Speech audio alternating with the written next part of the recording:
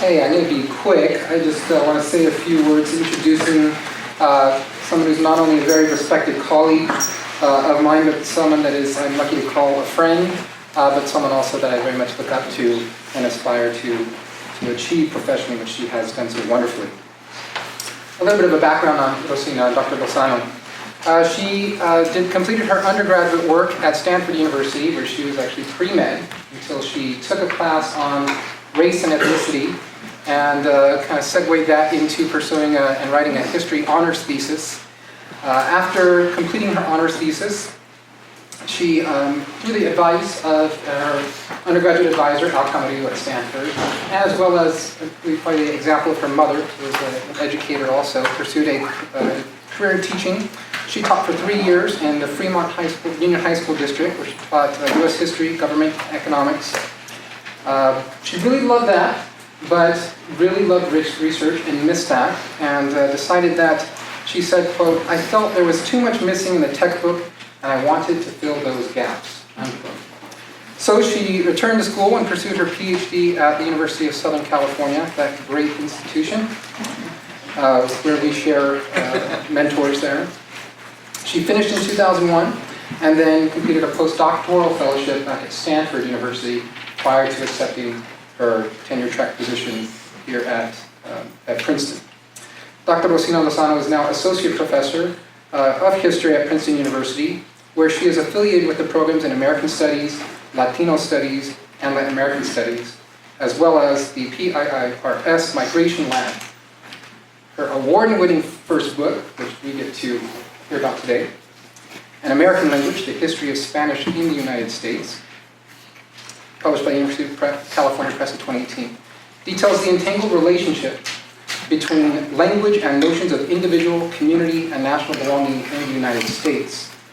Through an innovative analysis of Spanish language, newspapers, territorial and municipal records, federal officials' correspondence, Senate hearings, election results, and so much more, Dr. Lozano eloquently explains how the Spanish language moved from one essential to the governance of the 19th century, the Southwest, that is a language of politics, during this transition from the Mexican rule to U.S. rule.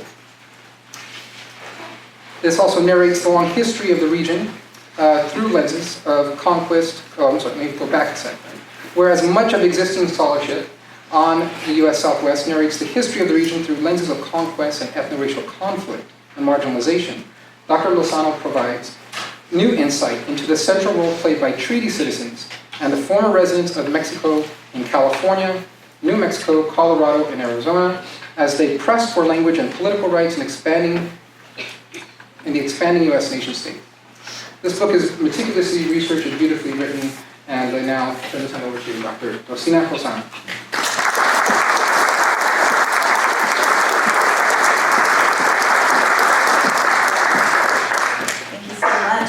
For that lovely introduction. Every time he got to introduce me at another event as well, and I'm just always touched that I get to call him friend as well. So thank you, Professor Gonzalez, for that introduction.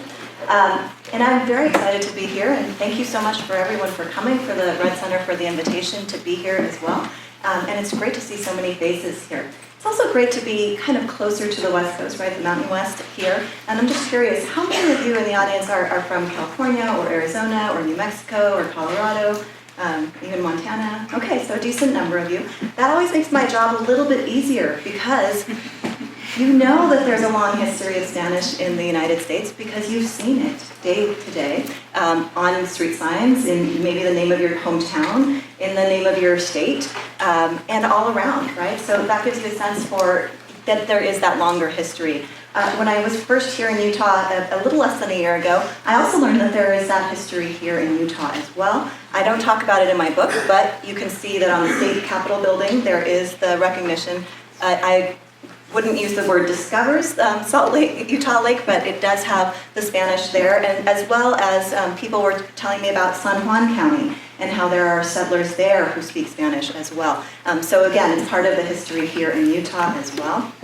And that larger history of Spanish colonization led to the Mexican state. And so I'm going to begin my talk today really talking about the transition from the Mexican period to the U.S. period and what that looked like for those individuals that were living in these parts of the Southwest, who almost, aside from the indigenous populations, spoke Spanish, right? So I'm going to begin by talking about Texas. And Texas is a very different history from the rest of the Southwest, in part because the Mexican government had encouraged so many Anglo settlers to come into that region earlier. And so by the time that the United States annexes Texas in 1845, there were about 9 English-speaking individuals to every 1 Spanish-speaking Tejano in that state. And so you can imagine that the political power to have Spanish language translations or to have Spanish be a language of government just wasn't there in the same way in Texas as it was in these other regions that I'm going to be talking about. So sadly, if you're from Texas, that's about all I'm going to say about Texas right now, but you can ask other questions if you have them. Because the region that really did have Spanish as a language of politics for decades after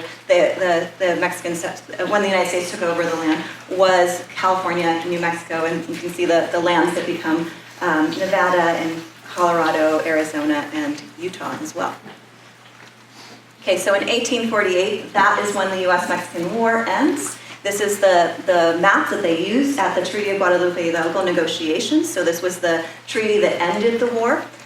And you can see here the Treaty of Guadalupe Hidalgo itself, which, no surprise, since it's Mexico and the United States, is half in English and half in Spanish. So the translation is on the same document there.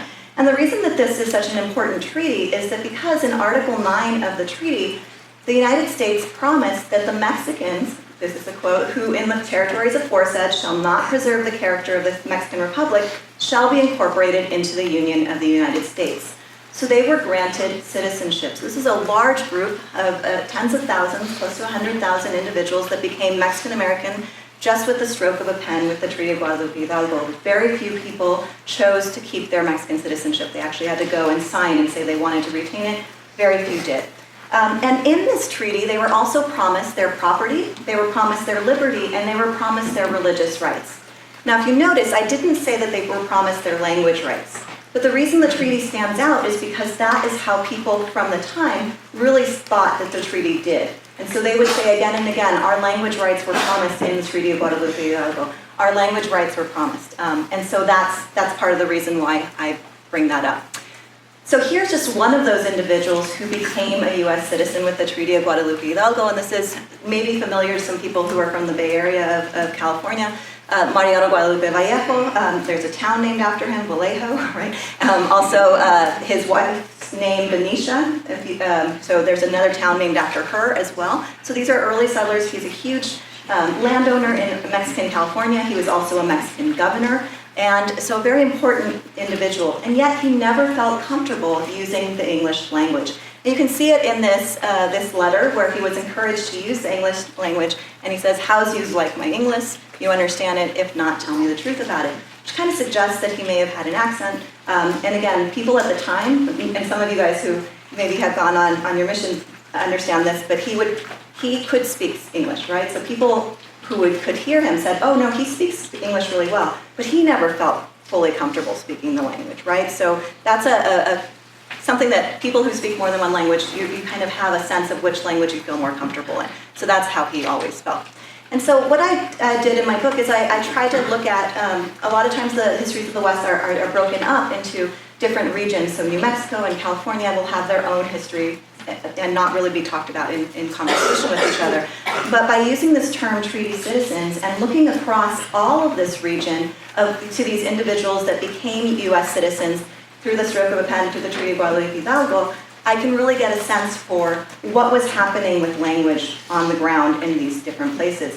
And it's an apt term for these populations because all of them, the vast majority of them were monolingual Spanish speakers, right? So they were mostly monolingual, and they could all, which, that means that was something that united them. Religion and other things were things that united them as well, but they weren't necessarily talking to each other. The divide between the populations, it wasn't so easy to travel between California and New Mexico at the time. But again, they used that treaty to remind the U.S. again and again, in the face of any discriminatory actions, about their promised rights as citizens. And that continues through the 19th century, in the 20th century, even to this day, people will bring up that treaty. Okay, so let me introduce you to a couple of other of these treaty citizens, because they all have a very different relationship to language, just like every single person in this room would have a different story about language.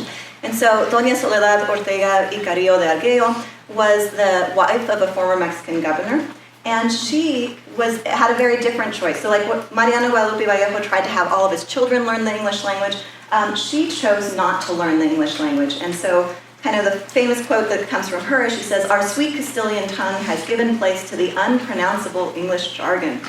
Bless the Almighty, I have not learned it," right? So she had a very different sort of stance about the language, and she chose not to learn it. Another person who chose not to learn the English language was Rosario Vallejo Liz, who is actually Mariano Guadalupe Vallejo's sister.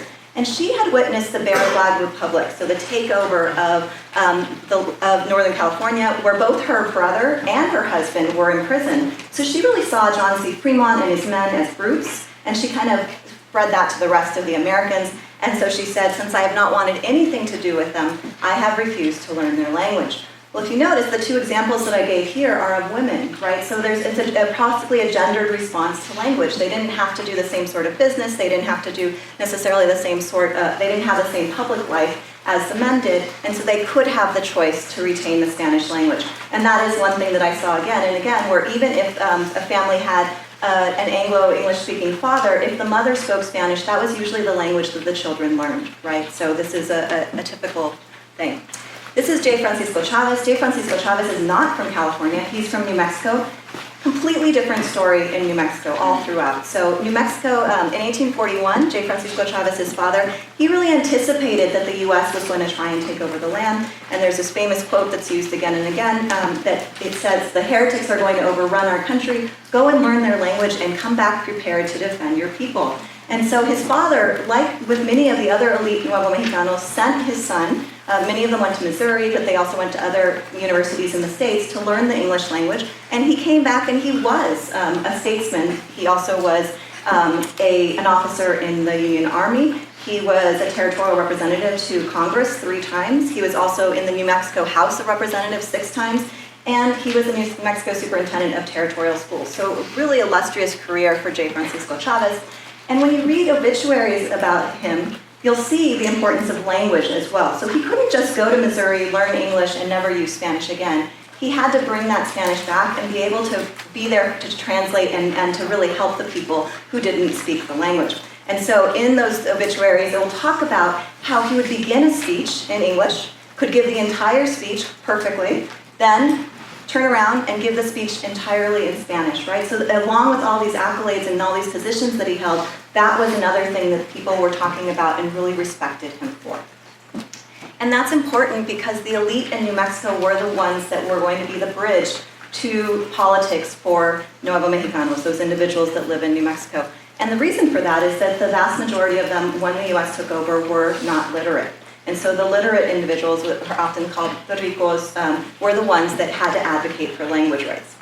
Now, I use language rights, but the term itself is a little bit anachronistic. People weren't saying, that let's have language rights at that time. But the reason that I use it is because if you look at the UNESCO Declaration of Linguistic Rights, and this is set up in 1996, you'll see that these are the minority language rights protections that they detail.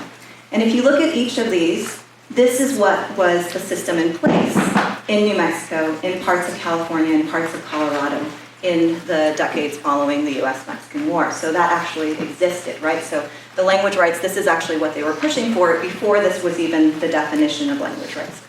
The other thing is that it wasn't just Spanish that was used in this way or that received any sorts of rights. I've been doing, so these are preliminary slides next to it, so they're not really things to broadcast yet, but hopefully someday this article will be finished. But to give you a sense, I've been going through all of the state laws to see where language pops up.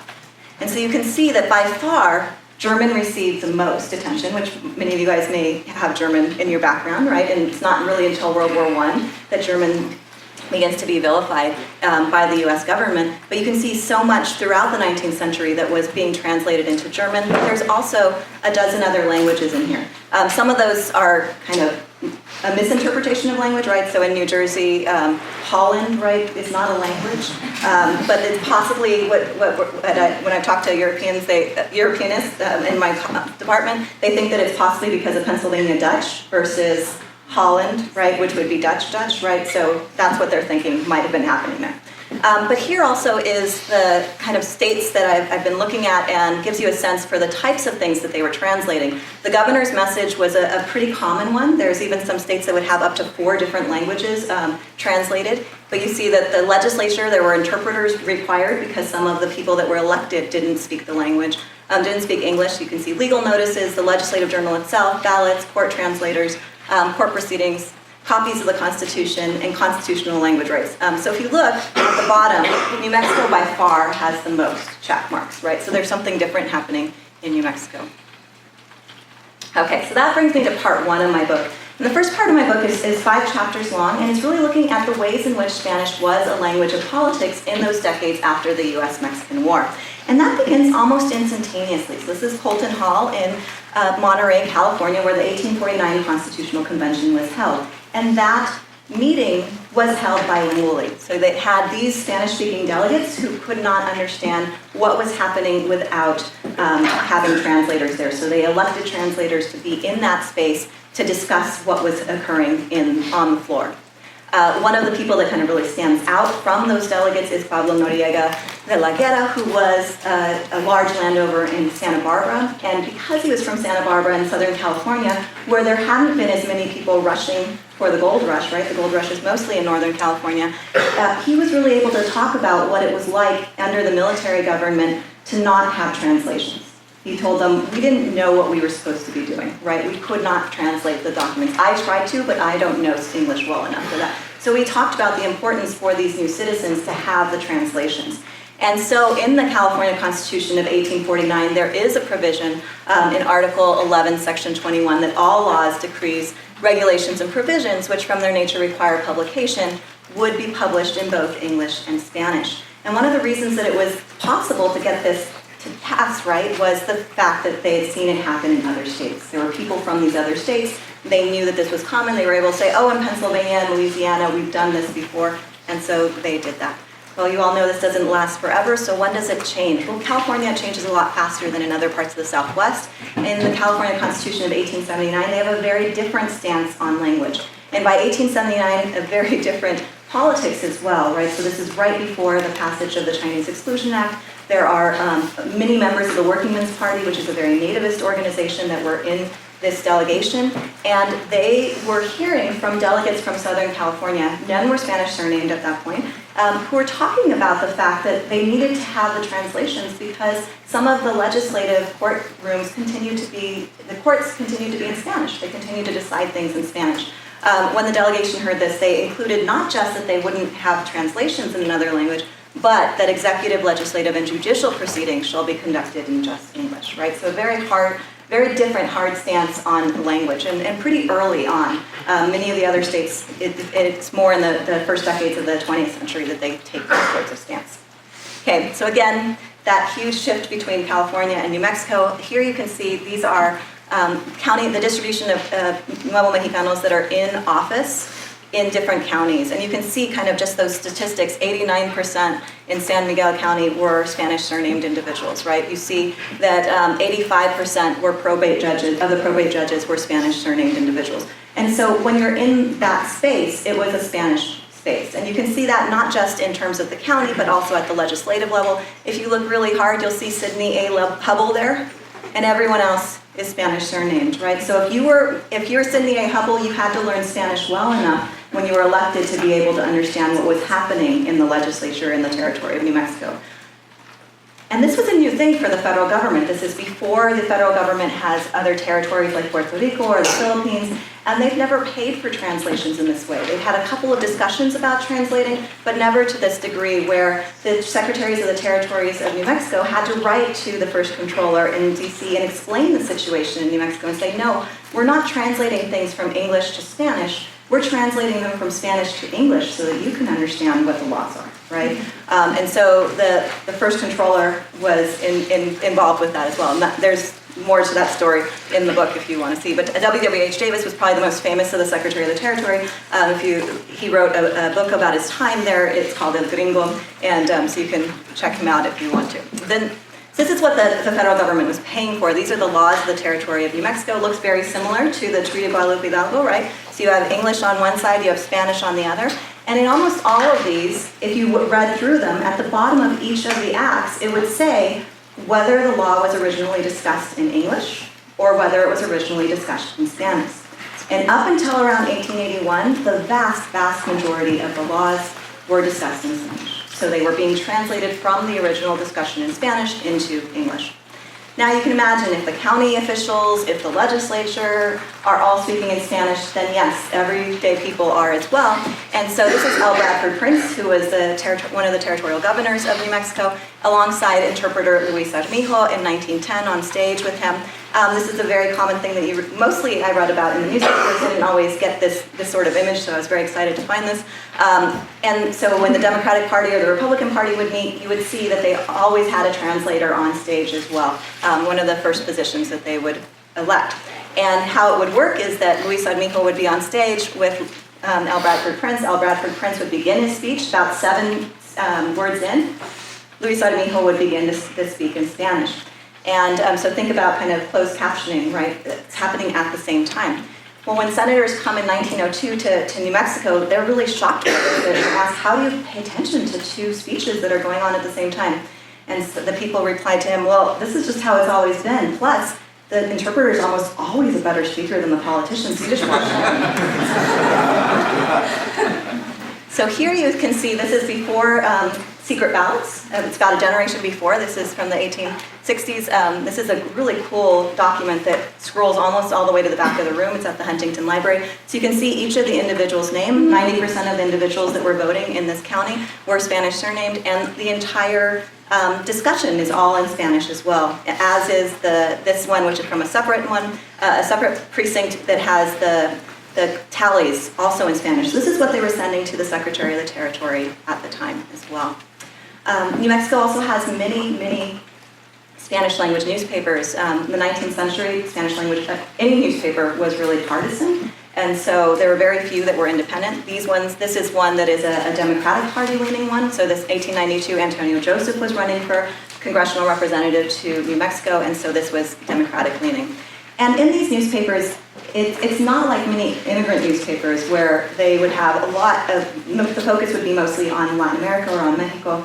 In this case, the focus was on Congress, on translating speeches from Congress, and on the major issues of the day in the United States.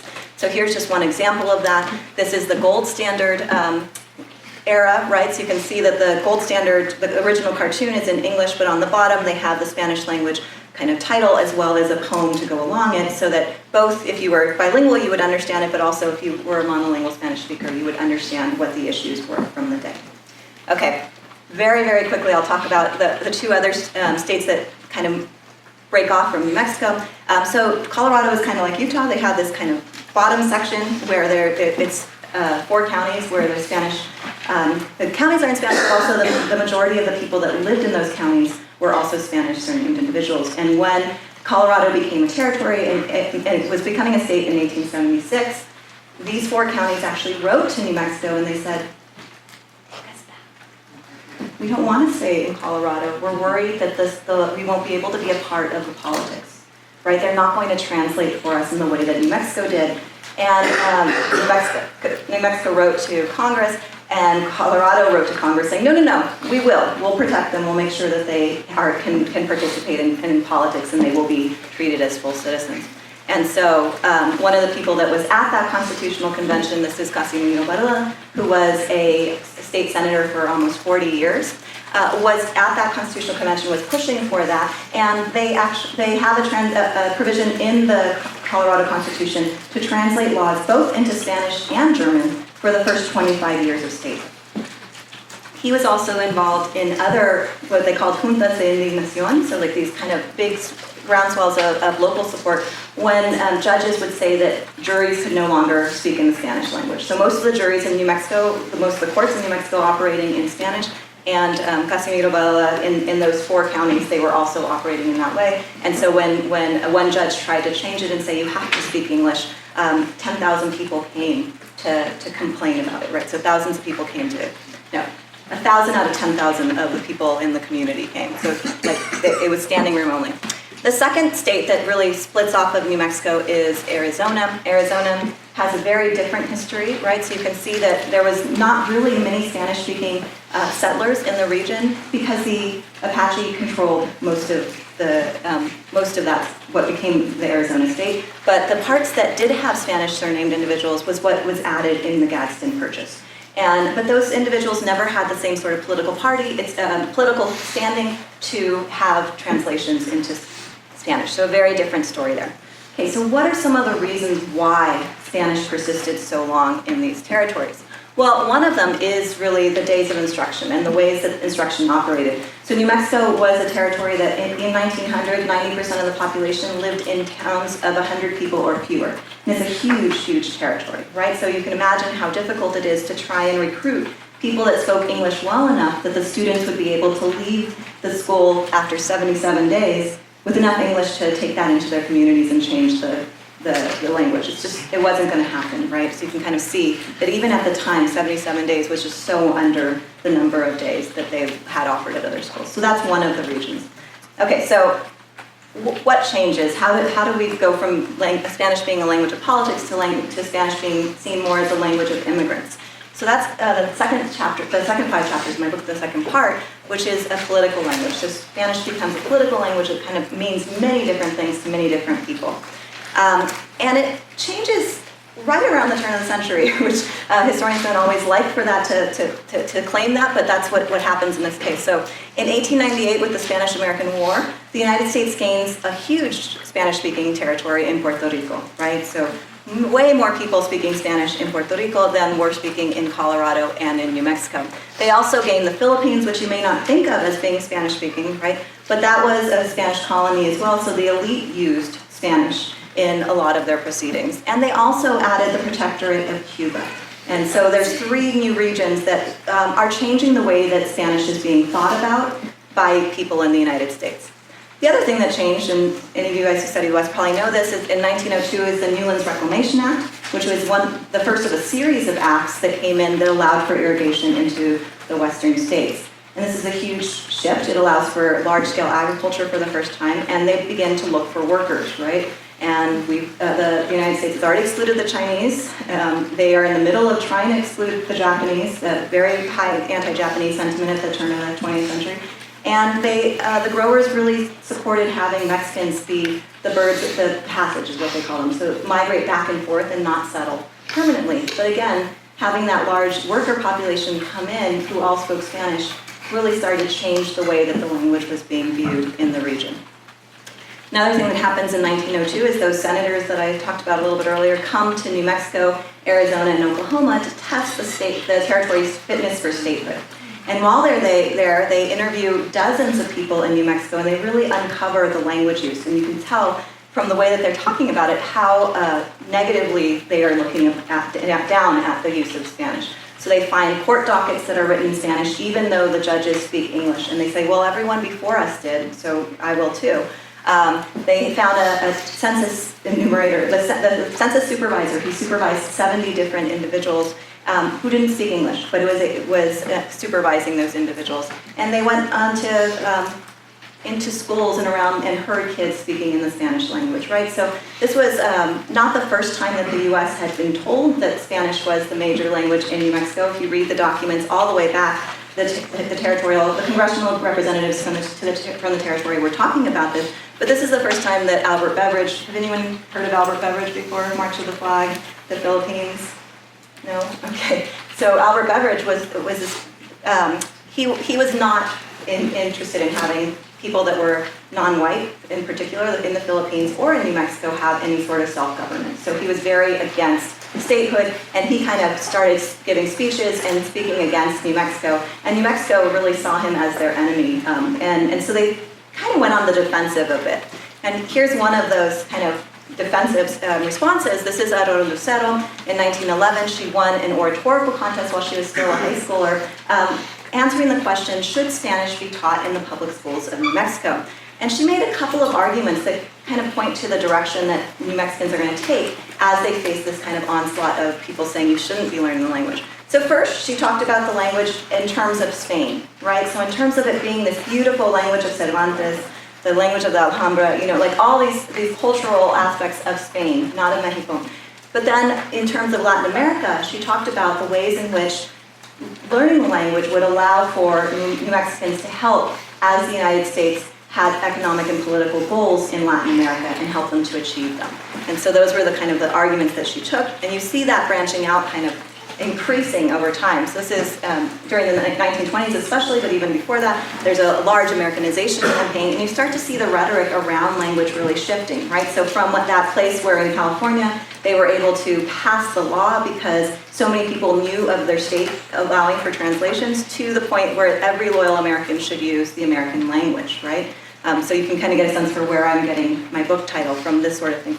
So this is from the Colorado State Council of Defense papers during World War I. If you look at this is the same organization, just in New Mexico, and they were still publishing documents in Spanish for the Spanish-speaking citizens, sending them to Colorado for those areas that continued to happen. So there's still this kind of duality, this recognition that Spanish had different meanings in the Southwest by the federal government. Here as well, you can see in Colorado, this is a anti-KKK league that has who you should endorse, who you should vote for if you're not going to go for the KKK, and it's also it's bilingual, right? So you have a sense that they are targeting Spanish-speaking citizens who could vote and who were a part of the political process, and they recognize them as such. Okay, so Pan-Americanism is not just in the 1910s, it gets even larger by World War II. This is from the Office of Inter-American Affairs.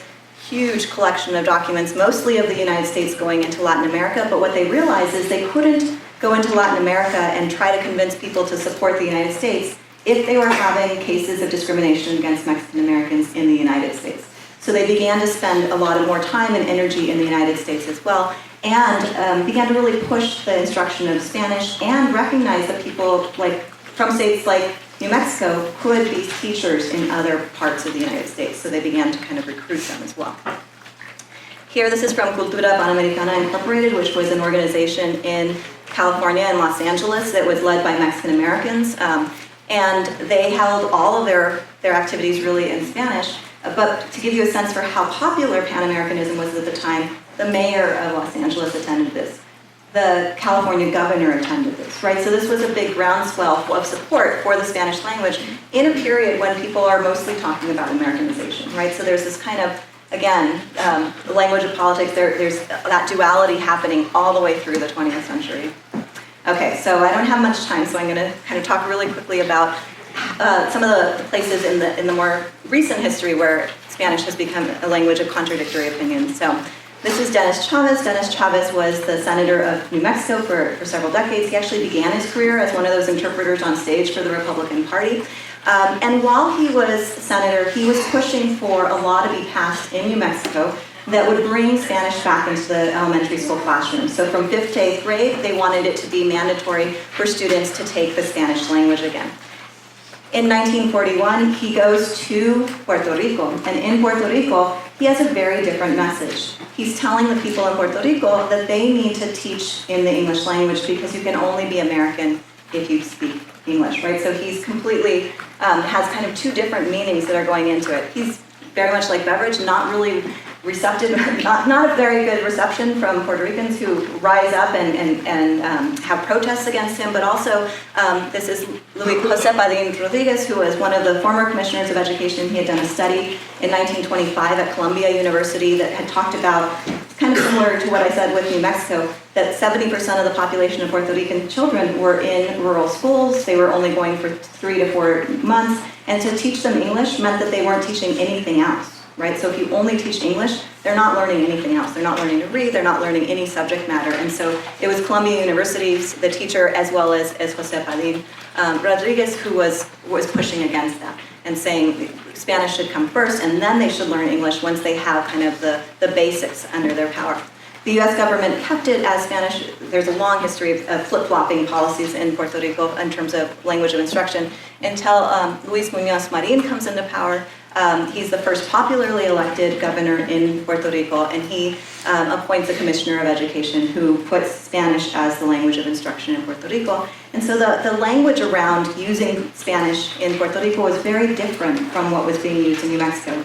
And New Mexico was being used as a form of Pan-Americanism, as a way to show their allegiance to the United States, to show how they were good citizens and could aid the nation. And with Puerto Rico, it was a way of distancing themselves from what they saw as a colonial power. This slide, I think Professors Garcia and Professor Gonzalez could tell you a lot more than I can about the use of Spanish during the Chicano movement and the eras that come after, but this gives you kind of one quick snapshot of it. You can see here the use of Spanish in this picture, but also in the demands that the students made in these East Los Angeles blowouts included having teachers learn the Spanish language as a way for them to understand the culture that the students came from. Here you can see this is U.S. English, which was an organization that was particularly strong in the 1980s and 1990s. They were pushing for a constitutional amendment because the United States is one of the only countries in the entire world that doesn't have an official language. It's one of only 8. And so they wanted to make it a constitutional amendment. They weren't successful on that front, but they were pretty successful in pushing official English policies in many of the states. Now this map is a little bit misleading because states like Hawaii actually have 2 official languages, so English and Hawaiian, but they're kind of included on the map. And it doesn't preclude other languages, so it doesn't always mean English only. So that's another thing to kind of keep in mind. One thing that I kind of wish was more in the documents, but it wasn't, is the everyday reactions that people received from speaking the Spanish language. And so these are just some of the incidents in the last couple of years that have gone viral because people have their phones and are able to actually videotape them, and giving a sense for how people respond to the Spanish language, definitely not recognizing the longer history here. And it's kind of goes against the reality of the United States, and that the United States is the second largest country of Spanish speakers in the world. So there are more Spanish speakers, and that doesn't include any of you guys who don't speak it at home. The census only includes those that speak it at home, and that already puts us at the second largest in the world, right? So here you can see this is a very common in Spanish Harlem. It's also common in LA and other cities in Texas, all throughout the United States. You're going to hear Spanish, you're going to see Spanish on the signs, but also in places that we may not expect. So the places where Spanish speakers are growing is places like Alabama and South Carolina, right? And so this longer history of how Spanish was used to kind of help transition people to become politically involved in the United States could be useful for these sorts of states as they begin to question whether to allow translations or not. Okay, so I'm going to end it there, and I look forward to your questions and our discussion.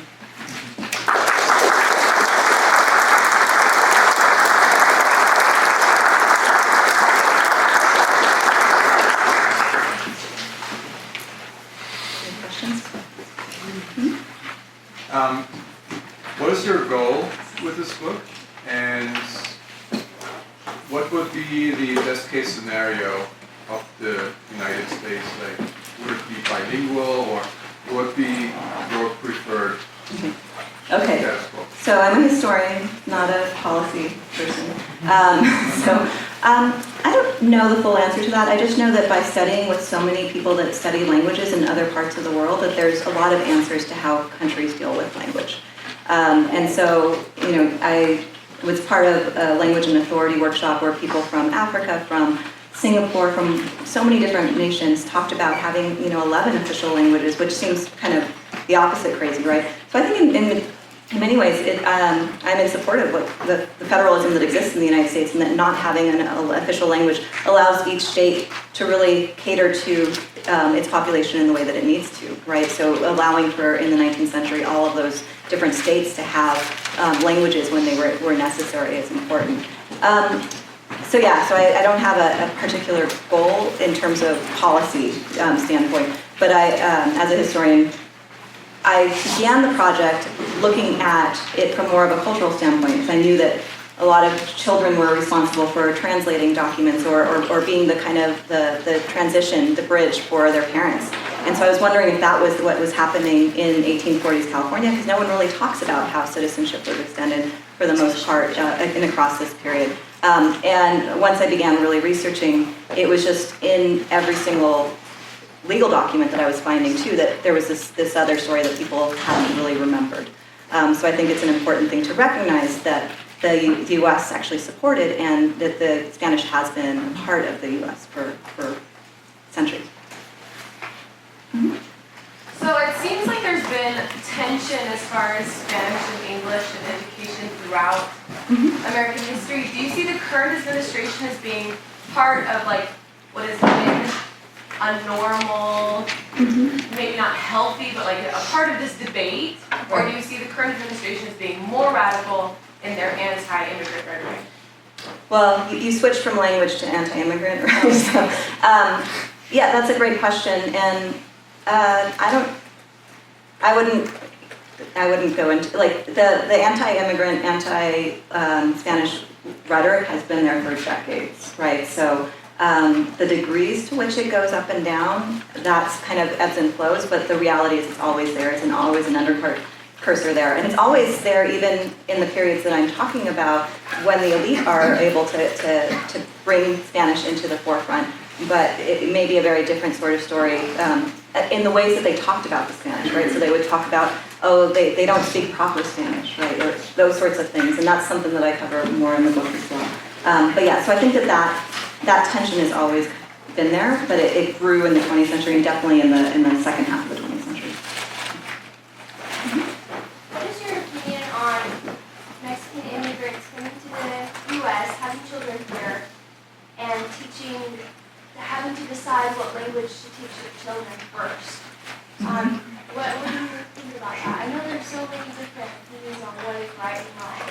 Right, so there's a lot of different answers to that question, right? So one of them is, so I was telling this to Dr. Garcia's class, this is going to be a repeat for them, but all of the science around language learning has really shifted. So for anyone who wants to be bilingual, there's so many reasons to be bilingual now. We know that it's good for your brain, that it's something that's going to keep you smart, right? It's something that if you're going through Alzheimer's or dementia, they say that can help, right? So there's so many reasons why to teach your children two languages.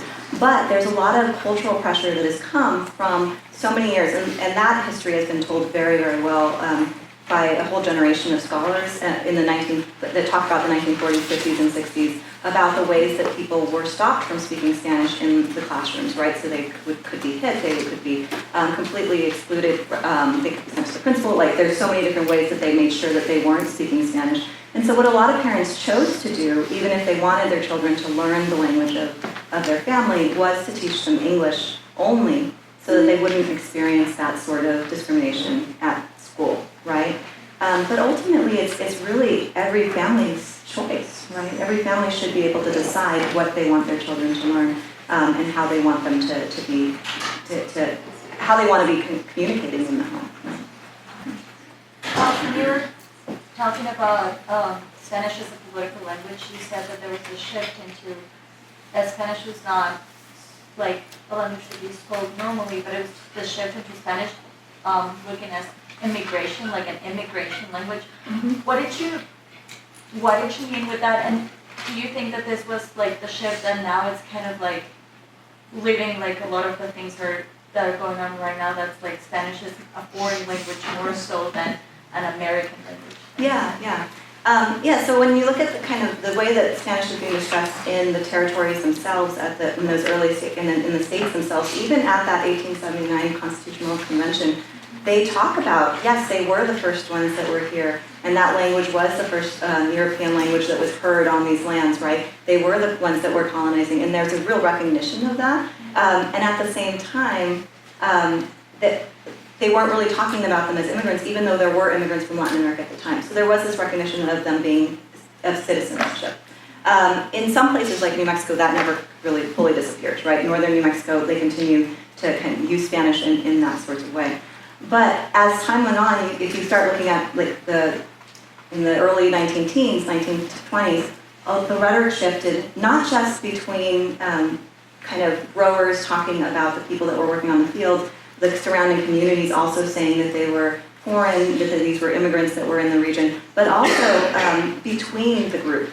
So those individuals that were from the United States and spoke a different Spanish than those that were coming from Mexico, that there was tension there, and there was a real recognition in the differences in the types of Spanish that they were using. So the types of Spanish, right, there was an immigrant Spanish that was coming in that was kind of a different one as well. But yes, so the rhetoric definitely changes, and today I would say that very few people know the longer history of Spanish. So when I talk to journalists, that's like the first question they want to know is, well, where did you see it? And so I started showing, when you show them the documents, they're really shocked that there was, to that extent, that Spanish was used. With the disappearance of Spanish teaching from schools, was that more from like state level government or more local? Yeah, so it depends. It could be either or. But if the state made a law, which it did in California and it did eventually in New Mexico as well, then it made it for the rest of the districts. The difference then is that New Mexico was so widespread that I often saw people that were going to supervise or go check in on the schools finding that there was no one to teach English. And so they would find that even though it wasn't allowed, they were still speaking in Spanish because out of necessity, right? So, but yes, each state has the ability to decide what languages they're going to allow their students to learn in. The only thing that they cannot do, and that's from Nebraska versus Meyer, the Supreme Court said that if you send your child to private school or parochial school, then you don't have the option. The state government can't say you cannot teach anything but English. Right? Two things. First, I think the way you described education,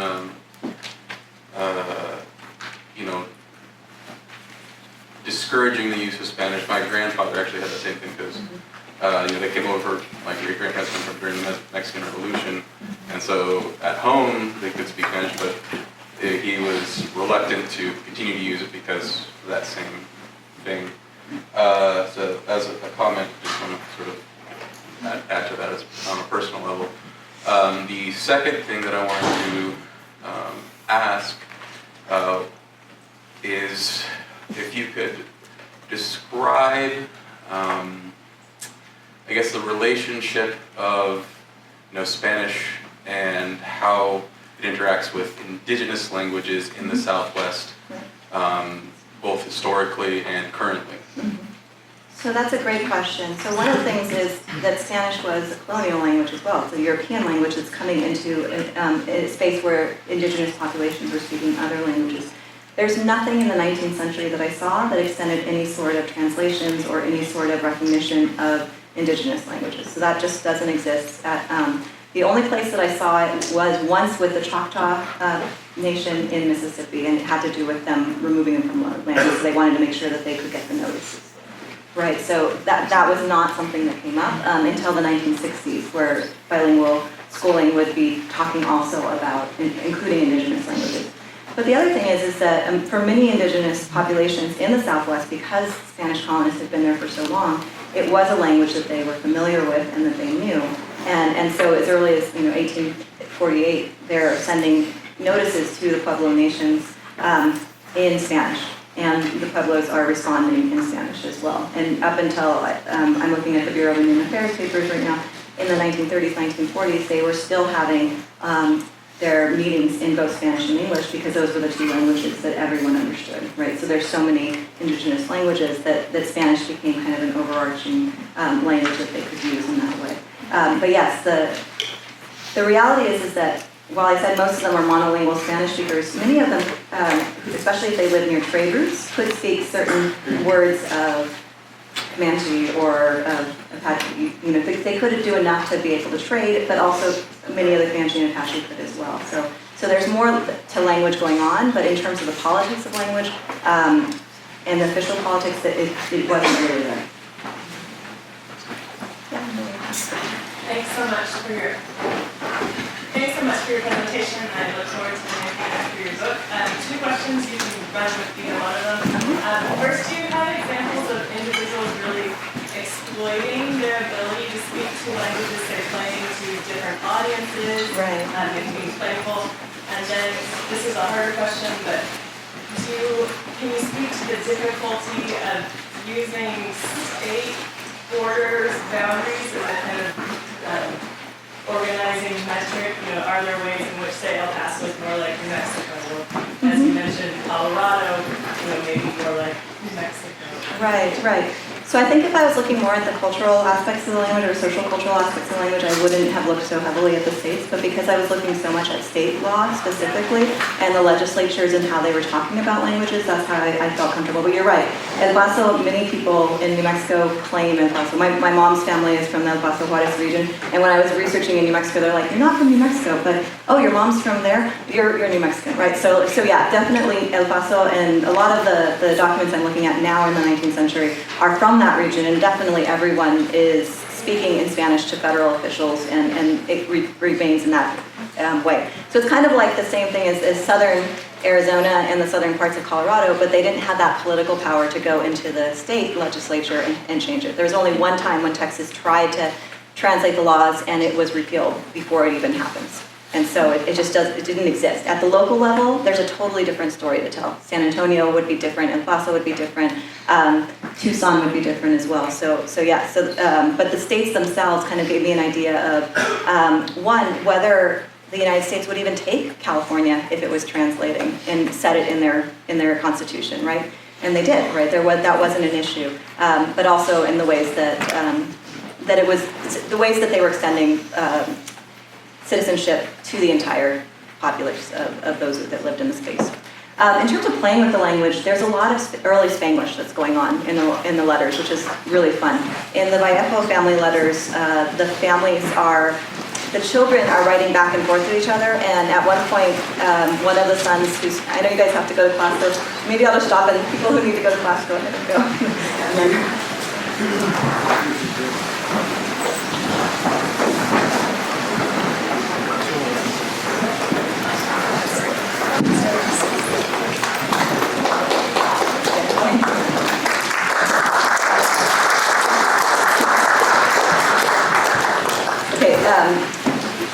but in the letters, so one of the most fun letters that I found was a letter that one of the sons wrote back from Santa Clara University, and he writes in English, like, I know I'm not supposed to write in Spanish in my letters home, but I really want to tell you something. And then he has like this whole paragraph in Spanish that's kind of talking badly about one of the professors. And so you see that kind of happening as well. And there's also kind of some of them where the children are writing back and forth, like the siblings are writing back and forth, and when they talk about boys, or they talk about girlfriends, that's when they switch. And so it's like they're code switching within the letters themselves. But there's also just words that they would use and have fun with it that weren't necessarily used in in English, that they would just kind of pepper in their letters as well. So there was a lot of playing with the language, for sure. Would you say that the two different sides of the amount of people who are like, no, English only Spanish is a foreign language versus Spanish is good, we should be encouraging being bilingual. Would you say that percentage generally stays stable, or has it had a lot of shift? No, I think it's definitely shifted over time. Part of it because the science shifts, and part of it is because of the ways that people respond to immigrant populations. But I mean, one of the book reviews that I just had come out this week actually is from a social linguist. So I was told that on Twitter that my book is being talked about by social linguists. It's a big thing. They're talking about how it works, but part of it is because they've never really considered studying citizens who speak the language.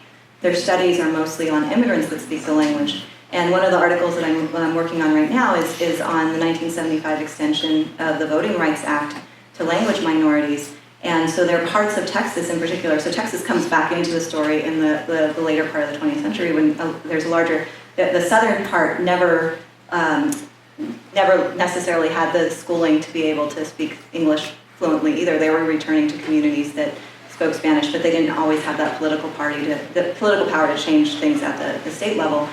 So there are citizens that are in their 40s, 50s, and 60s in the 1970s who could not vote, and Congress had no idea, right? So by seeing the language as only an immigrant language, they were ignoring a large population. It was 30 to 50% of the population, depending on the county in southern Texas, that could not vote without having things translated because they didn't make it past the 5th grade, and so were not considered literate in English.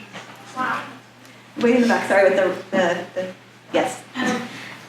So looking at the history, how do you feel like this will be able to inform these southeastern states that are having such a large influx of Spanish? Yeah, so, well, one thing is just to know that it is something that has happened in the past. Because a lot of times the rhetoric behind it is this has always been an English-speaking country, we've only had English, right? And even that sort of rhetoric it's not just with Spanish, it's with other languages as well, right? So that's one of the things that I think is important. The other thing is that this whole history has really been forgotten, right? Nobody knew this history, and again, people will be like, well, how did we not know it? Because it wasn't hidden, it was in plain sight, it was in all these legislative journals and the constitutions. And the fact that it doesn't exist, that people don't know about it, shows how successful they were at incorporating those citizens into the U.S., that they became both Republicans and Democrats, that they voted, that they took on positions of power, that they learned to be a part of the political process because they had those translations available. Yeah, I was just wondering if you could speak to the development of and kind of how the Spanish language ended up staying in the Rio Grande River Valley in southern Texas. Yeah, so I haven't studied that at tons of length, but in 1968 there is a study by the U.S. Commission on Civil Rights in the South Texas area looking into their educational system. And the educational system was so biased against them, they determined that that was the reason why students weren't learning English to the degree that they should have been, right? So part of it comes to going to schools where nobody believed that you could learn English, right? Or that you should even stay in the schools, right? So if you're told that you can't, that's can be a self-fulfilling prophecy, right? So if you read those studies, if you're interested in it, there's they're government documents, you can find them even online. There's 7 volumes where they talk about the schooling, and that's really a push for encouraging more bilingual education. It's right after the Congress passes the Bilingual Education Act, and so they're kind of really trying to figure out about this population that hasn't learned the language. So, based off of what you've said so far, it seemed like there was when the annexation of Texas and the Treaty of Guadalupe Hidalgo happened, there was a high acceptance of Spanish, or high tolerance of Spanish in the West. Then that went down and has kind of gone back up. Maybe not the same levels as it was before, but it's gone back up since. And that's represented through the legal literature. But would you say that that same pattern has happened with like novels and poetry and theater as well? Yeah, that's a great question. There are fewer novels and poetry. There are some from the 19th century, but I'd say there's more now being written in the U.S. Than there was at that time. So that's a question I don't know as well the answer to. There's a couple of people that you might be, like the Alba, I can't remember his the name of his book, Something Assimilation, is one book. He looks at literature from the 19th and early 20th century, so he might be somebody to look at. And Raul Coronado's book that really looks at Texas specifically and is looking at the ways that they were using different terminology. So more of a kind of an intellectual history, another one that you could look into and see if he talks more about literature in there. Doris Meyer wrote a book called Speaking for Ourselves, which talks about kind of poetry in the newspapers that was in Spanish. And so that might be another place, and Gabriel Melendez's work too. So a bunch of places that you can look, but I'm not a literature specialist, so I don't want to speculate. Just also in response to that question, you could also look at the work of Nicolás Camello, and a lot of his work deals with immigrant literature specifically. He does a lot with periodicals, but it's Spanish in the U.S. Recovering the Spanish Literature Project, I forget the exact title, but his work is really important, looking at literature specifically if you're interested in that. Have you gotten into any of the implications of the practice of law in these dual language jurisdictions? Because you have these statutes, I'm assuming that the reason that there's a note saying it was discussed mainly in English or in Spanish are to give greater weight to that original language as opposed to the translation. Right. Now, how did it work in the courts themselves? Because we're a common law jurisdiction, we're based on case law and precedent. Right. What was going on if you have some that are, I mean, were all cases, were all published cases translated? And if not, how did that work for attorneys? So it definitely depended. What I'm finding is if it went to the federal courts, it was usually translated, and so everything will say, it has like signatures on the bottom saying we were read this, and it is what we think, like, I don't think they had any clue what they were reading, right? Because it was all written, typed in English. And so that makes it hard as a researcher, right? But they'll have the notaries that say, here's the interpreter saying that he did it faithfully, and here are the people signing saying that they translated it faithfully as well. At the local levels, it's a very different story, and that the dockets were kept in Spanish as well, but it's also, I'm blanking on her name, she's at Duke, Laura, she looks at kind of court cases in courts in the 19th century, and how at that time, individuals who were judges were really keepers of the peace. So as long as you could keep the peace, you were doing your job, and they weren't it was pre-professionalization of law, right? And so that's what's really happening, I think, in the New Mexico courts. When you're looking at them, they're not really holding to precedents in the same way that we would expect in the East Coast cities. But they were keeping the peace, and they were finding ways to do so. One more question? So you mentioned that at the beginning, Spanish and English being bilingual was something that the elite were able to do. At what point did that change, and has it ever become something that elite people or people in office or power have been able to do again, be bilingual? Right, well, you're kind of seeing that in the Democratic Party right now, right? When the presidential officials go up, and like the people that want to be president, not the president, the presidential candidates are trying to speak and show that they know the Spanish language well enough to speak it. So that could be one answer to your question in terms of the ways that they're using the language. The Spanish has become such a huge political language in the U.S. Like, yes, it's an immigrant language, and that's how people see it. But if you go on Univision or you go on Telemundo, they're covering the politics in the U.S. and they're major drivers, right, of the politics in the U.S. And they're sharing it with more people on network TV than English language networks now, right? So they have this huge audience. So that's so I do think that individuals. What I'm seeing more now is I don't know if you guys saw when Castro, who's the presidential candidate, like comes out and he kind of talks about why he doesn't speak Spanish perfectly, right? And it's part of this longer history of being told not to speak the language, but now feeling kind of almost ashamed for not being able to speak it. But I would say that the one place that you see the language coming in terms of elite is the high number of immersion schools in very affluent communities, right? So there are parents that know that bilingualism is important, and they want their children to learn other languages. Thank you, everyone.